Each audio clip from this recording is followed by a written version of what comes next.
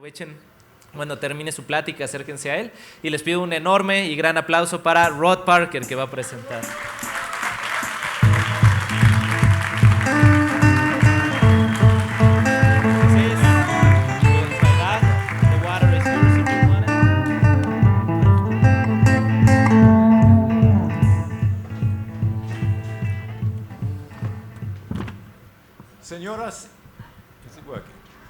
Señoras y señores, es un honor y un placer estar con ustedes hoy. No se trata solo de una conferencia, sino de un encuentro de personas de diferentes orígenes, países y experiencias, pero todas centradas en el futuro de la agricultura y el papel esencial de la empresa privada para examinar, invertir y materializar innovaciones de diversos tipos, algo que el Estado por sí solo no puede hacer. Ustedes, yo, todos aquí formamos parte de este futuro con las responsabilidades y oportunidades que son implicadas. Voy a parar con mi español, porque sé que sin duda su inglés es mucho mejor que mi español. Gracias.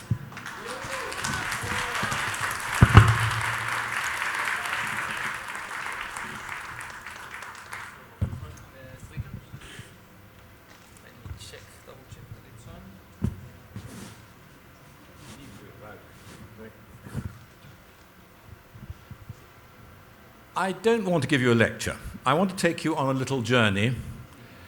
I think a hopeful journey, a journey very different to what you've heard this morning. But what Andy Cato said in that last little thing we've heard from him, I think carries a lot of importance for us all here today in a world where we are sometimes depressed about how bad things are becoming. What he's done as an ex-pop star to put his money and his time and his life into doing something very different and, despite all the difficulties, having some success. And I want to build on that now and to give you some idea of what I think, and I really do believe, is a slightly more hopeful outlook for the role that agriculture, which we're all involved in, can play in the future. And Adrian, when we discussed this whole program, said, can you talk about the interconnectedness of agriculture? And I thought, what on earth does he mean, the interconnectedness of agriculture? And then I thought about it and I realized here we have the makings of something quite interesting. So let's start. There's a paradox in our world today. We've never been so well connected. You've got the internet, telephones, WhatsApp, etc., etc., etc. Yet, in many ways, we don't feel as connected to each other as we should be and as we want to be. We're very pressurized by people trying to sell us things, yet often, once they've sold us something, we're overlooked. We're advertised to, but then forgotten. We don't feel always very well represented. We elect people in government to run our countries, and then somehow we are forgotten. And let me see if I get this right. No, the wrong way. As a result, I think we see all around the world growing levels of insecurity, the rise of extremists, cults, snake oil salesmen, and I did have a picture of a certain president of a country not too far from here which springs to mind, but I thought perhaps we better not put that in. It's not a very happy situation. So the question went through my head, what can agriculture, the production of food, possibly do about this? What can we do to change agriculture so that it not only fulfills its role of making enough food for us all, but also helps us to feel the world's a better place? So we need to feed the world, and we'll talk about that challenge, which is huge, in a moment. We need to do it better. We need to make more food. We've got to do it without damaging the environment, which we've done to excess in the last 100 years. And we need to take care of each other. And particularly we need to take care, in this case, of those farmers who are not the brightest, the best, the biggest, the most successful. Most of the world's farmers are very small farmers, and you know that in this country better than I do. So it's a big challenge. So what is the challenge exactly, and how do we go about meeting that challenge? So we've heard various figures for the world's population. I think it's somewhere around 8.2 billion at the moment, and likely to top out at 9 to 10 billion, which in a way is a good thing, better than we were told some years ago when we had predictions of sort of Malthusian disaster and global population reaching who knows how many, 15 billion or something. Now, in fact, only a very small number of countries have got positive rates of population increase. So all that means it's an asymptotic curve, and we're probably going to top out at between 9 and 10 billion. But the diet is changing. The Chinese no longer are content with eating what they ate 50 years ago. They're all looking to eat more wheat, more meat, etc., etc., etc. So all that means, between now and 2050, somehow we've got to produce 70% more food in the world. 70%. And that's despite where we've got to so far, which is pretty amazing. If you look at the progress that's been made in my lifetime, and some of your lifetimes too, it's remarkable. I'm sure you know that guy. He's called Borlaug. He was a remarkable crop geneticist who worked a great deal in this country in the 1950s and 60s and produced the famous short-strawed wheat, which was the beginning of the Green Revolution. And what that did essentially was to produce a wheat using conventional breeding techniques, selection and so on, that would be shorter in straw and have more of the sun's energy and so on converted into grain. So that was going on in the background. Meanwhile, we realized that we've got 13 to 14 billion acres of dry land in this globe, of which only 40% can ever be used to produce food, and of that only 10%, so something like 1.3 billion hectares, is actually used today to produce arable crops. So it's a very small area that we have to work with. But Borlaug showed what could be done, even in those days, long before the modern techniques of breeding had been discovered and practiced. And as a result, amazingly, between 1960 and 60 years later, 2020, that's the figure for the world production of wheat. It quadrupled from a shrinking area dedicated to that crop. And we had similar kinds of increase with all the other main crops, corn and soybeans and so on. So that is pretty amazing.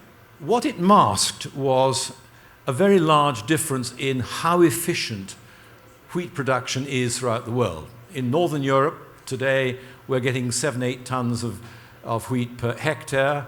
In many developing countries, it's 1 to 3 tons, and North America is roughly in the middle.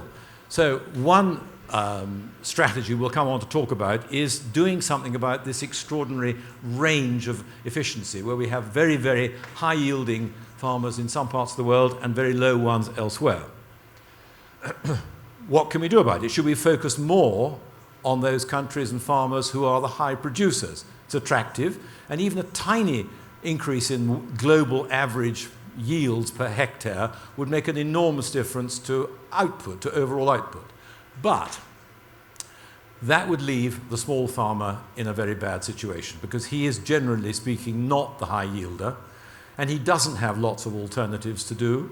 So what would happen to him? Okay, some are moving to towns. In Mexico, I know that's a phenomenon that's been going on for some time.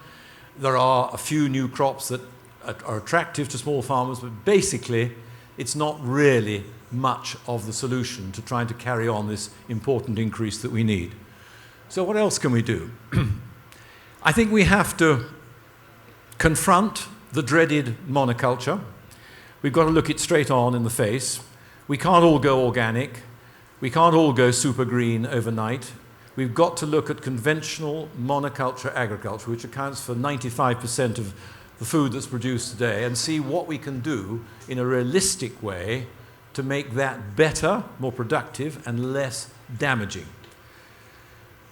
So that's the thing. And furthermore, we have to do it quickly. There's no good talking about long-term solutions. We need something in the next decade or so that's going to make monoculture more acceptable and more effective. So I'd like to look at 4 or 5 specific aspects of monoculture that I think show very promising signs of being part of the solution that we are looking for.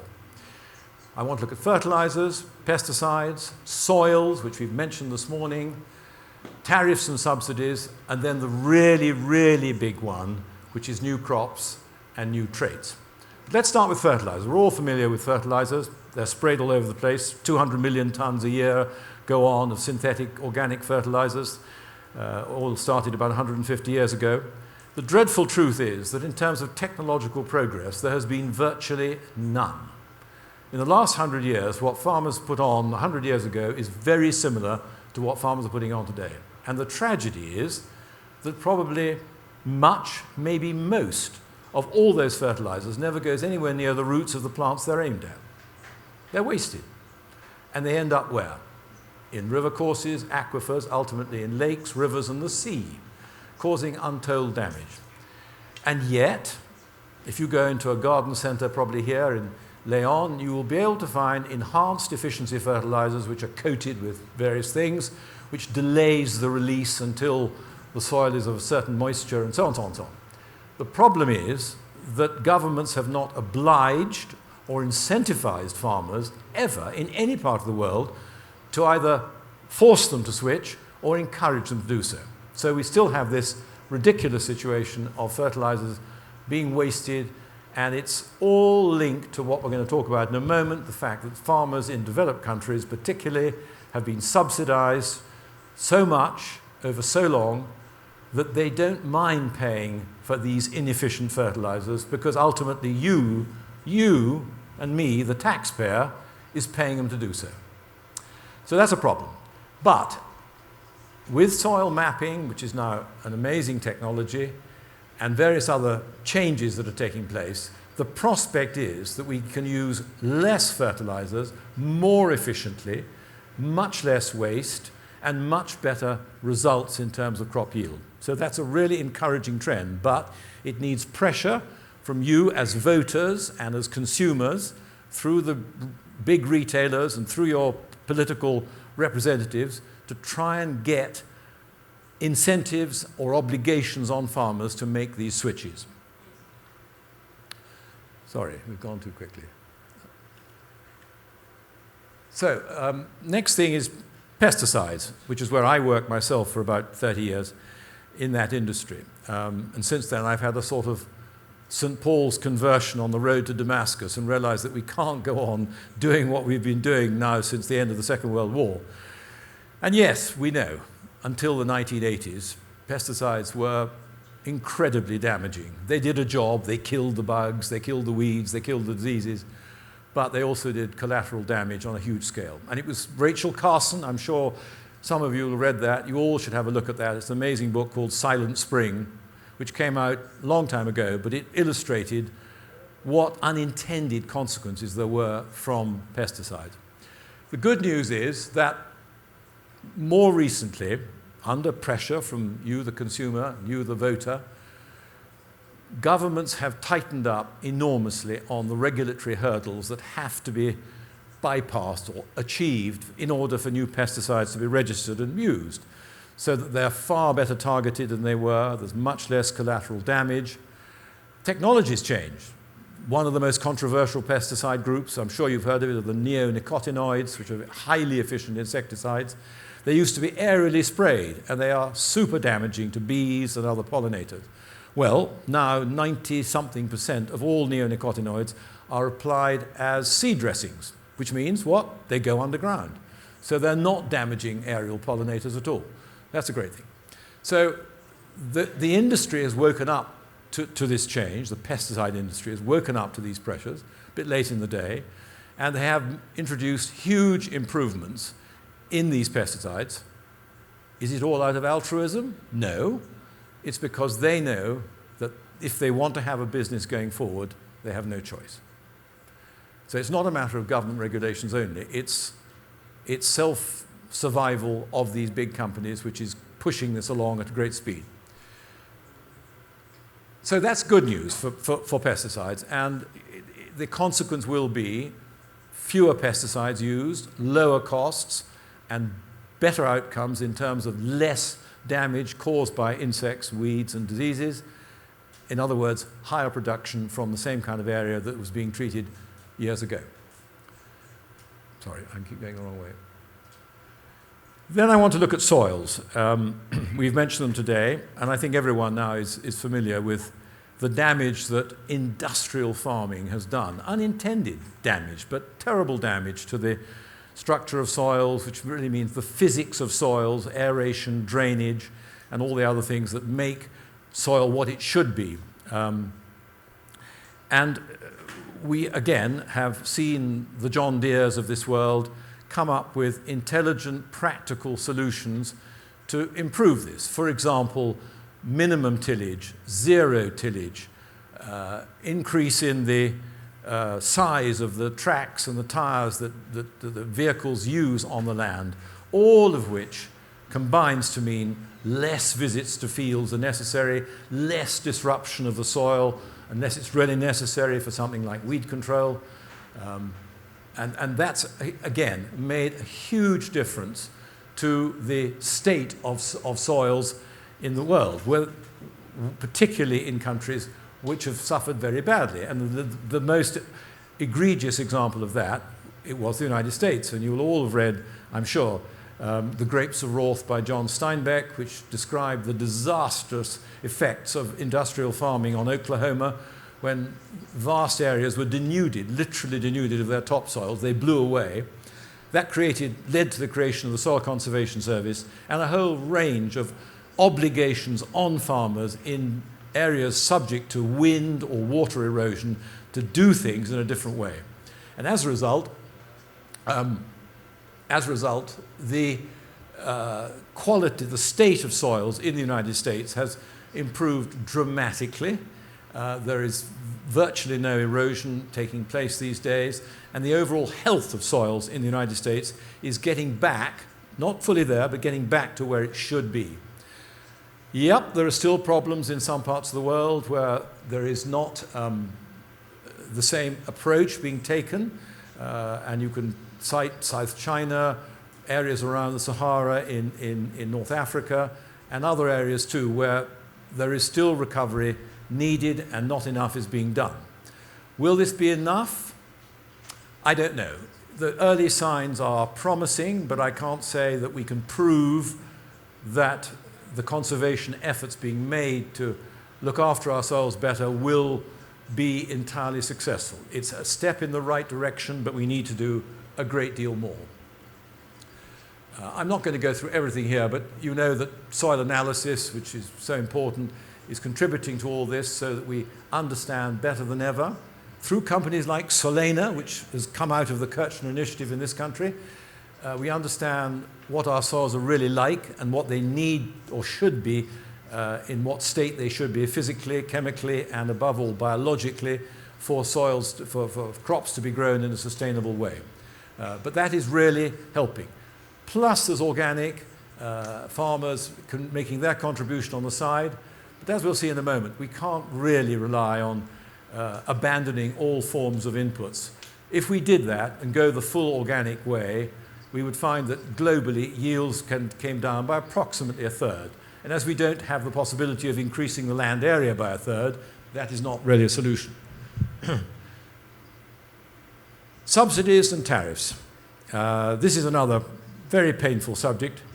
Last year, in the 54 OECD countries where subsidies have been applied since the Second World War, the consumers, that's you lot, over and above what they paid in the supermarkets for their food, paid through their taxes $900 billion to farmers. $900 billion to farmers. What's the result? We know why it happened. We know why it started after the Second World War, to give farmers confidence that they could plant from year to year and avoid the ups and downs in prices and output and so on. But that's grown into a monster, a real monster, which is led to an extraordinary misallocation of resources on a global scale. When I started in farming in, whenever it was, the 1970s, we could grow wheat in little bits of southern Europe fairly successfully. Now you can grow wheat in northern Norway and southern Argentina. If you put in the right inputs, you can grow it anywhere. Bananas on top of your highest mountain here, which you obviously would say is ridiculous. But that distortion has led to the most extraordinary problems in terms of encouraging some farmers to grow crops that they really should not be growing. And more importantly, places in the world which don't have the soils and climate to suit growing crops that really should be grown elsewhere. So we have a huge misallocation problem to deal with. And the poor old taxpayer is being literally forced to pay for this. And so that's another issue which is being resisted. In Europe, Britain took the decision, which I was thoroughly against, being also French, to leave the common market, or the European Union as it's now called. And the subsidy problem is still huge there. Whereas in England, Scotland and Wales and so on, we've addressed it. And we've said over the next decade, roughly speaking, all subsidies, bar a few exceptions, will disappear. So we're giving farmers roughly 10 years to make an adjustment to not have to depend on subsidies in order to keep going. That's a healthy thing. Equally pernicious in many ways are the tariff barriers. All the big economies, America, Japan, Australia, the European Union, have surrounded themselves with tariffs ever since the beginning of the Second World War. Why? Specifically to protect their own farmers and to stop efficient farmers from elsewhere in the world being able to export their crops to those countries. And it's had exactly that effect, so that efficient farmers in Africa, in Latin America, and in Asia have been kept out of these markets all this time. Now, the good news is that under pressure from the United Nations, the General Agreement on Tariffs and Trade, have made a decision some years ago to gradually force all these tariff barriers to be reduced. And over time, they will disappear. And what will that mean? That will mean that an efficient farmer in Latin America will be able to export his crops wherever there is an economic case to do so. And this has got broad support amongst consumers, because we realize now, those of us who think about it, that a big mistake has been made. There's been a confusion in people's minds between food security, which is what Kirchner is very much involved in, global food security, and self-sufficiency. They're two entirely different concepts, but they've been blurred by cunning farmers' lobbies so that the two are seen to be more or less the same. Well, they actually are not, and a $900 billion annual price tag is the reason why. So that's a promising sign as well. And that really explains what we're talking about. Gradually, you're going to get crops grown in the countries where they should be grown more and more, and by the farmers who are best placed to do so. But the really big and promising change, but one that's full of a lot of uncertainty and hope and a need for difficult political decisions, is this one. The better crops and the new traits. That's where the really, really big gains are coming. And this is not for tomorrow, it's for now. It's actually happening. We know that conventional breeding of crops through Norman Borlaug and others have made these extraordinary achievements possible in the 60s and 70s and 80s and 90s. So where are we going from here on? We are going to be able, if we as voters and taxpayers are willing to agree to this, to see some quite extraordinary additional changes, which will offer much faster improvements. To breed a conventionally improved type of wheat by Dr. Norman Borlaug took a decade. Now we're talking about doing it in 10 months. Is it risk-free? We don't know.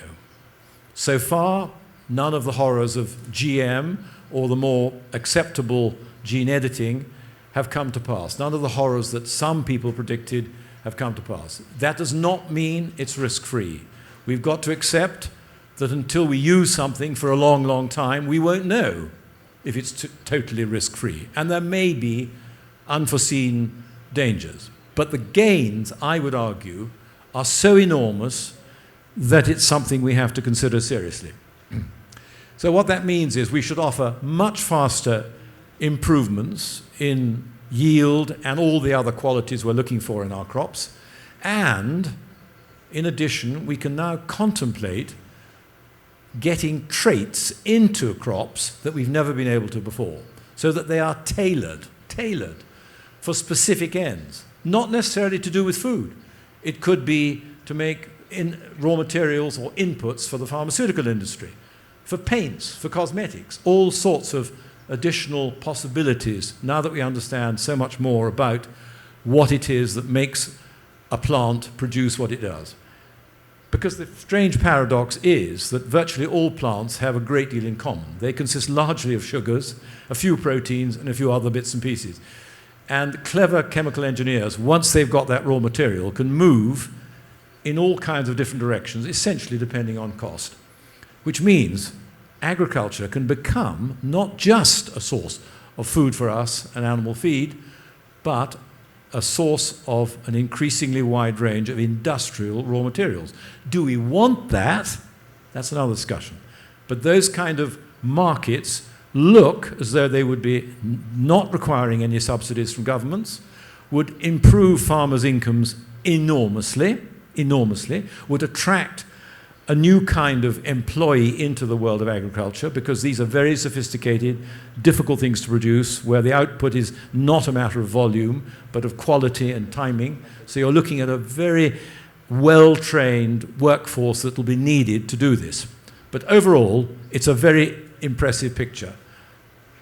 Now, this is just a glimpse. Some of you may have seen this drawing, but I think it's worth, although I don't think you should put too much on a screen or in a presentation, just have a look at some of the things that have already been achieved by these new technologies. If you look down the bottom line, just see talons used to fight leukemia in infant children, in vitro CRISPR trials to cure AIDS, CRISPR clinical studies to cure lung cancer in China, etc. So what message I want to give, and this is where the hope really lies, that if we allow further research, further testing, of course, in this whole area of these new technologies being applied to crops, the gains are remarkable, or could be astonishing. Let's go on. It's not totally straightforward. Of course it's not, because if the technologies are not the only people deciding all this, we have to accept that some countries, for example Europe, are still very nervous about some of these technologies, despite the fact that we've now got more than 30 years of experience of gene modification and gene editing and various other technologies without any serious adverse consequences. But there is still a nervousness, there's still a great deal of caution about how far this should be allowed to go, even at the research level. But we have a choice to make. So the potential is large, if uncertain. We can't have it both ways. You can't have scientists doing all this research and being encouraged to experiment and be bold and look at new technologies without there being some risk. We cannot avoid that. But if you put all that I've been saying together, remember that we're looking for a 70% increase in crops, in output. These are fairly conservative estimates that I have come to make based on all the experience I've got as to what we can expect within the next 20 or 30 years, i.e. to the timeline of 2050. And even if I'm wrong, and I'm exaggerating, you can see that there is quite an interesting margin, substantial margin, between what we know we've got to do in terms of increased output and what, provided we're prepared to take some risks, we could expect from the changes that I've just been describing. So I think it comes down to this. We do depend, the world depends on agriculture. Agriculture can reform its act, perform better with less damage to the environment, can increase yields and quality. In short, there are gains, but we also have to accept that there are going to be some risks. Thank you.